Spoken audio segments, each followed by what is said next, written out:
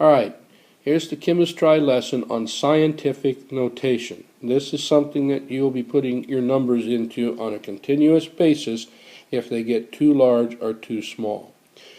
Scientific notation just means that we're going to take and not have to write down all of these zeros.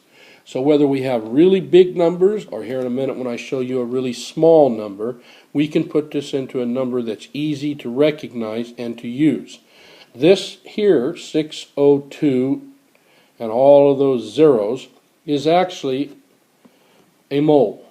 This is the size of 1 mole, and we use this continuously in chemistry. But to put this in scientific notation, I have to then be able to change the decimal of this so it's a smaller number and have to write this down, because nobody wants to sit here and count all these zeros.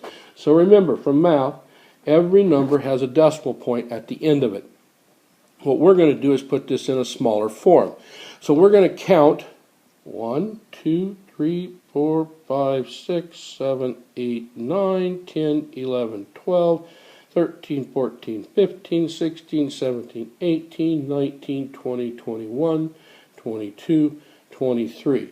What we want to do is take any number and move the decimal right behind the very first number. We can't get rid of all the numbers, but we can get rid of all the zeros. So we're going to take this and we're going to say, okay, this number is going to be 6.02, because that is where I move the decimal to, and that's all of the numbers that are not zeros in here. So I can get rid of all of these zeros now. Now I move this by a power of 10, so we go times 10, and how many places did we move it? 23. So this great big huge number just becomes 6.02 times 10 to the 23rd power. If using a small number, such as something like this, it's the same process. I want to take the decimal and put it right behind the first number there. So this would be 6.26. I know that I'm going to move it in powers of 10, so I'll start writing it here. That means my decimal now is going to go right here. And how many places did I move it? Well, that would be 1, 2, 3, 4, 5, 6, 7. So this would be 10 to the 7th. But since this number went this direction, or was smaller and not bigger, this is to the negative 7th. Whereas the last one was a larger number, so it was a positive number.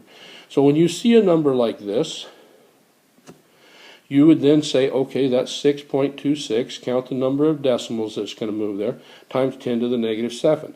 This would be the number that you would write down on tests and things of that nature, not this number. This is a very simple little process.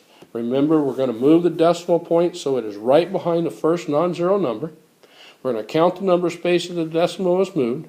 We're going to write down the complete number with the decimal point in its new location, then write times 10 amid the number of places that the decimal was moved as the superscript. That means the number is up high. And if it was greater than 0, the exponent then would be positive. If it was less than 0, the exponent would be negative. Review this as many times as you need to get this process down, because you'll be expected to have this, be able to do this in class on every exam.